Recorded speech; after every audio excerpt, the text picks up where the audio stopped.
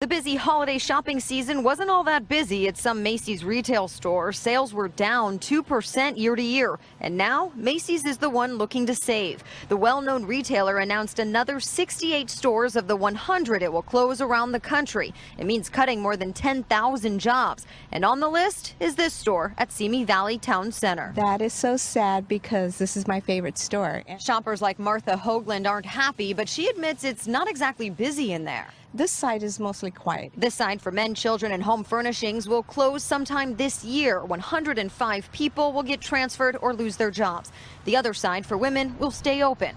Macy's in North Hollywood already closed. It's all a sign of Macy's financial struggles. They have no clear strategy. Who goes to Macy's? It's not clear anymore. USC Marshall School of Business professor Kyle Mayer says Macy's is stuck in the middle. Not high-end enough, not cheap enough, and not convenient enough to compete with Amazon and all that online shopping. As Amazon tries to make delivery times shorter and shorter and shorter, which makes online more and more appealing, that's just going to exacerbate the trend that we're seeing right now. In a press release, Macy's CEO said in part, "Our plan to close approximately 100 stores over the next few years is an important part of our strategy to help us right-size our physical footprint as we expand our digital reach." The cost of minimum wage hikes. 19 states, including Colorado, California, Connecticut, increasing their minimum wages at the start of the new year. And our next guest warns more cities may do the same in a Wall Street Journal op-ed called "The Fight for 15." Coming to a city hall near you. What is it doing to restaurants in those places where we've seen it so far? Well, what it's doing is creating a tremendous amount of hardship, and it's actually leaving quite a bit of carnage in its wake. We see now over 30 cities and municipalities have their own local minimum wage requirements. Some in California as high as $13 an hour right now. You compare that to the historical minimum wage standard of about $7.40. So it's quite high, and what we're seeing is customers aren't necessarily willing to pay for it. Even in wealthier markets, like in the Bay Area, where I think people assumed that a higher minimum wage was more palatable, at the end of the year, some newspapers have described it as a death march. There have been so many restaurant closures out there. And so I think what some business owners are able to do is adapt and do things like automate, but for other business owners, especially the smaller guys, what it means is that their business model just doesn't work anymore. Selfie drones already exist, but 00 Robotics says its new hover camera Passport is the best of its kind. Image recognition software allows the drone's camera to spot its owner and search for them. This is actually a flying robot. It's a flying piece of artificial intelligence. It's one of thousands of new products on display at the world's biggest tech event, CES, the Consumer Electronics Show in Las Vegas. Tech shows aren't complete without personal robots, like Curry from Mayfield Robotics.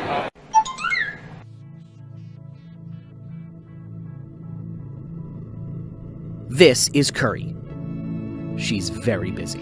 Curry, technically genderless, but I'll use female pronouns, is made by Mayfield Robotics, and she's making her debut at CES 2017. We're focused on figuring out how home robots are going to evolve and become part of everyday life for a lot of people. She's being marketed as a home robot, a kind of robotic sidekick that can help out around the house, but not like a vacuum cleaner. Part entertainment, some of that companionship, some of the fun, the music, and part utility, like checking in when you're not home and making sure everything's okay. He knows what the layout of your house is. He knows where he is. He also can do things like look at a face and recognize it.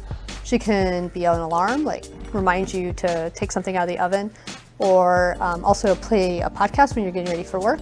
And she can also read audiobooks to your kid and kind of help put them to sleep. Hello, Mayu-san, konnichiwa. Meet Sota.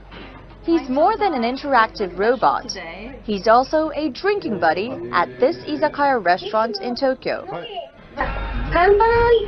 Kanpai! Japan has a real love for robots, and they're becoming an integral part of daily life in Japan. Robots are often pictured as heroes in Japanese anime and literature, and there's almost an affection for humanoid bots. Now, people are developing their ability to think, or AI, as an effective solution to the country's shrinking and aging population, and it's paving the way for a robotics revolution here in Japan. Modern research has succeeded in developing robots with a more human touch. Teenager Asuna is one such bot created by A-Lab, a front runner in Android manufacturing. Researchers believe such androids could help people reduce their workload or even help them open up hearts. For example, in the case of autism kids, never open mind or any person. But if we put Android in front of the kids, he is very interested in to talk with Android. Major tech and auto companies are also capitalizing on the industry, especially since Tokyo recently laid out the Robot Revolution Initiative to quadruple the robotics sector to $20 billion by 2020. Now, in the digital age, many people are permanently glued to smartphones. But could our devices help in the event of emergency? Well, the creators of a new app certainly hope so.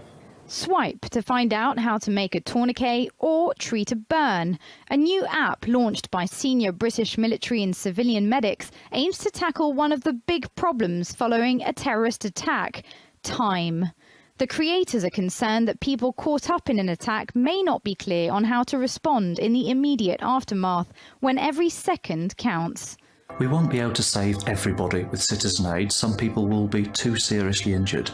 But what we can do by empowering the public with simple skills and knowledge is prevent avoidable deaths. Last year in London, police and emergency services carried out a training exercise simulating a terrorist attack.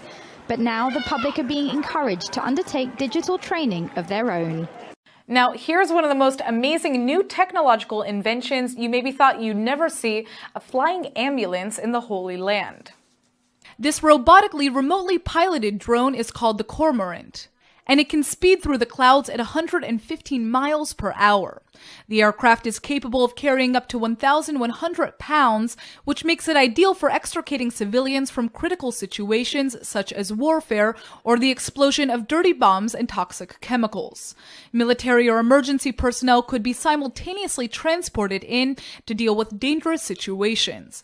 Because it's made with internal rotary blades rather than outer propellers like helicopters, the Cormorant can zoom in and out of urban areas without hitting power lines. The Israeli Urban Aeronautics Company has been developing the $14 million 1.5-ton UAV for 15 years and is hoping its airborne ambulance will take to the skies by 2020. It seems that United Nations Security Council Resolution 2334 isn't the only way that the UN has been recently subverting the image of Israel.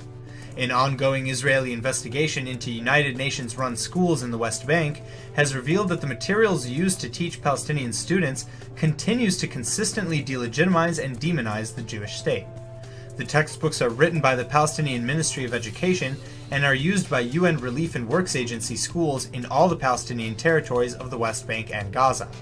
They systematically distort the history of the Middle East and remove all mention of Jewish religious and historical ties to the Holy Land. Palestine is superimposed over the entirety of Israel on all maps. Names of cities like Tel Aviv and other entirely Israeli cities are renamed, and historical events or photos are manipulated and or photoshopped to overwrite Israel's existence or make Jews out to be the aggressors.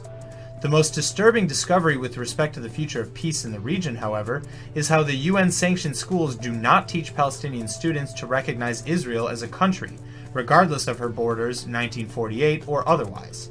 Israel has continuously fought against the use of UN-owned establishments like schools and hospitals from being used as weapons storehouses, launch points, incitement centers, and worse. Texas Senator Ted Cruz, Florida Senator Marco Rubio, and Nevada Senator Dean Heller brought their Jerusalem Embassy and Recognition Act to Congress on Tuesday. The measure is very similar to a resolution from 1995 led by former House Speaker Newt Gingrich, who also happens to be a current Trump confidant. The move to relocate the U.S. Embassy to Jerusalem was dismissed by then-President Bill Clinton, and it has continued to be nixed by his two successors, who have repeatedly used their prerogative to delay implementation of a congressional demand. Now it looks like that may change, especially since Trump selected David Friedman to be the U.S. ambassador to Israel, who has long been a vocal supporter of Israeli settlements and Israel's right to Jerusalem as its eternal capital. Reports indicate that Trump's advisors are already in the process of planning the relocation of the embassy. But Palestinian President Mahmoud Abbas doesn't seem to think that a move will play out. Abbas claims it would have irreversible consequences and is warning that the PLO will revoke its recognition of Israel should a relocation take place. The Palestinians claim any hope of Israeli-Palestinian peace will be gone if Trump follows through with his promise. علينا أن نستعد للمواجهة الجديدة القادمة مع إدارة أمريكية جديدة تعلن بشكل صارخ ووقح بأن إسرائيل والاستيطان يعني شرعي وقانوني، وبعث وفد يعني لنقل سفرته من إسرائيل من تل أبيب إلى القدس. أعتقد بأنه أي حماقة أمريكية ستؤدي إلى اشتعال الأراضي الفلسطينية وتتحمل الإدارة الأمريكية والغطرسة الإسرائيلية في استمرار الاستيطان تتحمل مسؤولية إعادة إراقة الدماء على الأراضي الفلسطينية. Well, Russia is seeking to stage naval drills with the Philippines following President Rodrigo Duterte's decision to downgrade his country's ties with the United States. 2 warships from Russia's Pacific Fleet docked in Manila on Tuesday for a 4-day visit with the goal of taking part in potential bilateral Navy drills. The drills are expected to include showing off weapons and tactics. This as Manila said it was considering Moscow's offer to sell a submarine and drones to the Philippines to develop the military's modernization program. Last October, Duterte's expressed desire to forge stronger defense and economic alliance with Russia and China. Now, the president has time and again threatened to scale back U.S. troop presence in the Philippines. Around 100 armed men with links to Muslim rebels have stormed a prison in the southern Philippine city of Kidapawan, killing a guard and freeing more than 150 prisoners, some of them Islamic militants. The leader of the attackers had links with the Bangsamoro Islamic Freedom Fighters, a splinter group of the Moro Islamic Liberation Front.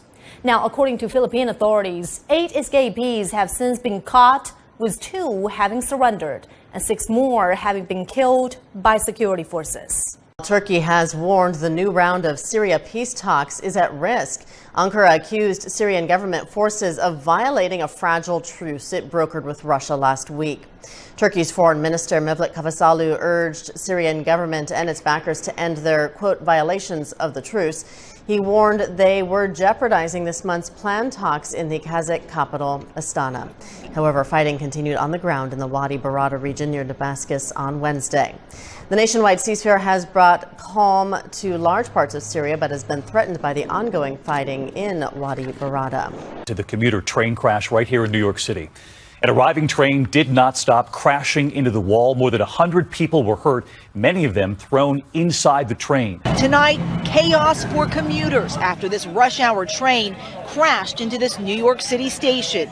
Emergency responders navigating dazed passengers and broken glass to get to the injured inside. The Long Island Railroad commuter train was carrying 430 people when just after 8 a.m. it smashed into a bumper block at the end of the terminal, causing the front car of the train to derail. It was going faster than normal. The force of the impact throwing passengers to the ground. People who were standing went flying. Thankfully, I was still seated. I just got thrown against the seat in front of me. Bags went flying. Leaving more than 100 people hurt.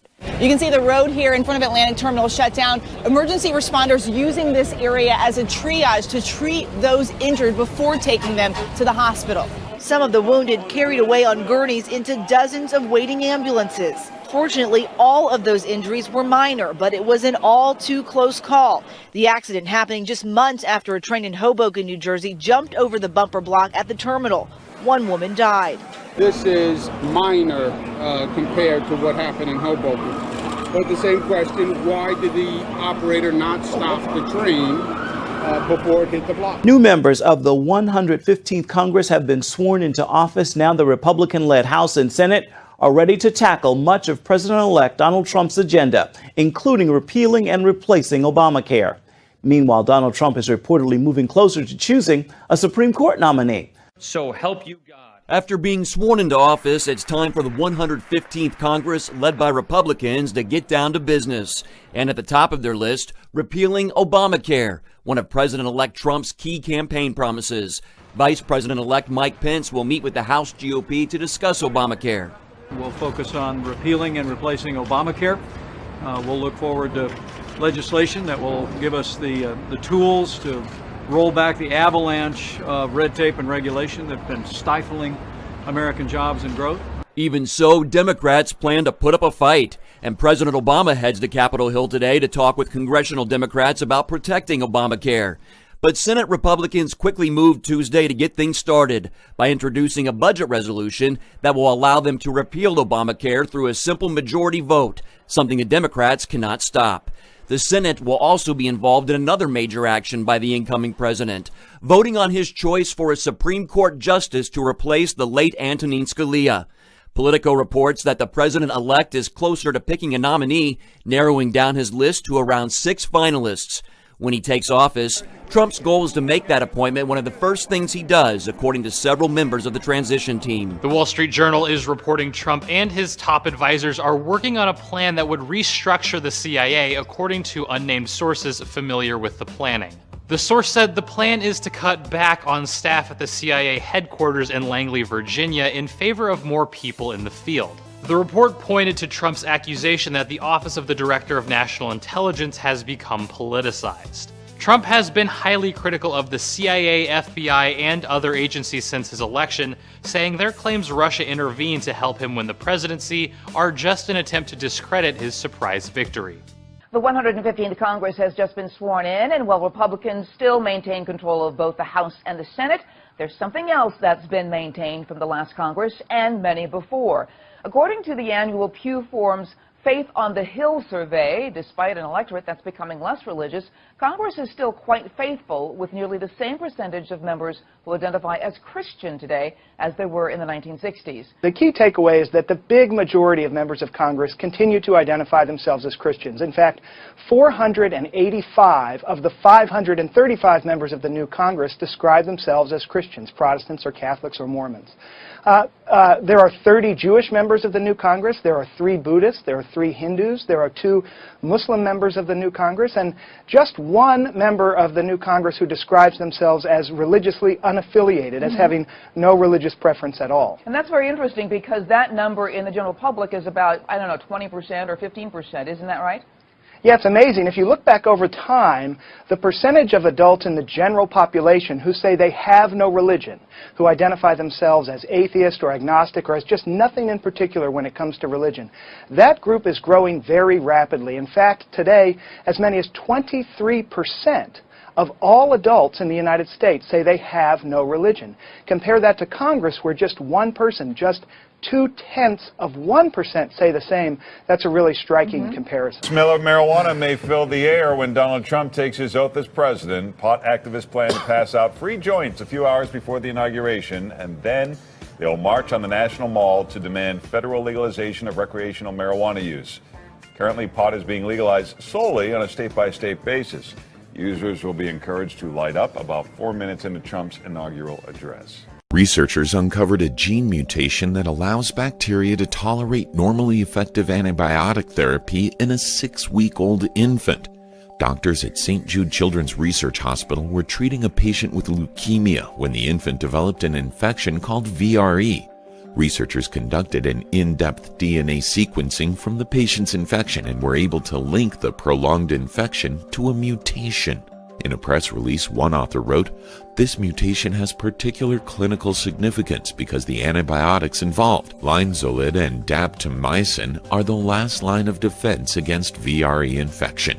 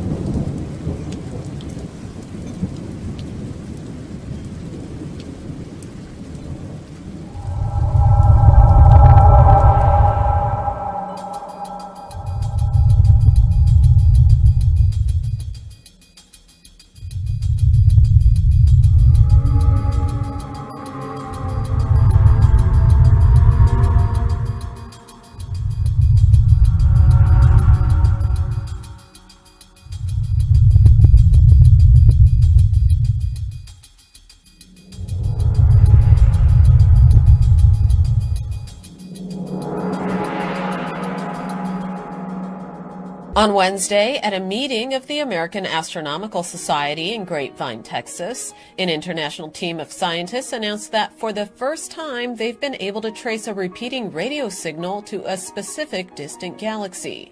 Sriharsh Tendulkar of McGill University and a member of the Discovery team said, "We know that at least one of these fast radio bursts originated in a discrete source within a distant dwarf galaxy located some 3 billion light-years beyond our Milky Way galaxy." And, according to team leader Shami Chatterjee, finding the host galaxy of this FRB in its distance is a big step forward, but we still have much more to do before we fully understand what these things are. And these young kids gave a veteran a proper send-off, a group of teenagers stepping forward to serve as pallbearers after a former Navy petty officer dies without any family or friends. Jerry Wayne Pino's body lay unclaimed in a Mississippi funeral home for weeks and weeks until one of the workers there decided to do something about it. So she asked her son to gather some boys from Long Beach High School, Mississippi, to help out. Within minutes, 6 boys volunteered to help with the service. Pino was 70 years old. What a group of nice young men out of Mississippi there.